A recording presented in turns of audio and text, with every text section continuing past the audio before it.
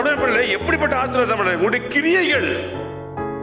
இப்ப புரியுதுங்களா? உன்னுடைய கிரியைகள் வெளிப்படுத்த இதோ நான் சீக்கிரமாய் வருகிறேன், அவனவனுக்கு நான் அளிக்கும் பலன் என்னோட, அவனுடைய கிரியைகளுக்கு தக்கதாக நான் அளிக்கும் பலன் என்னோட கூட வருகிறது.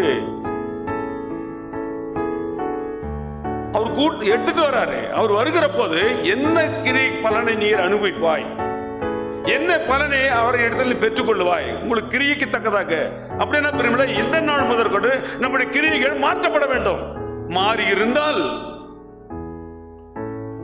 அந்த பட்டியல நாம் காணப்படும் இல்லையா? சந்தேகம் பிரியமில்லை.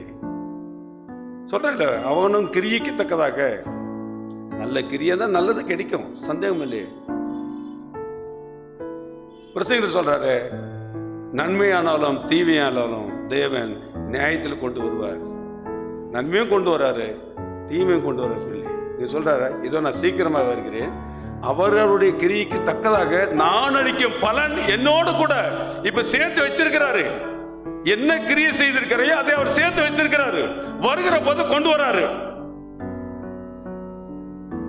அப்படியே நம்ம எவ்வளவு ஜாக்கிரதையோட பிள்ளையாக காணப்படணும்.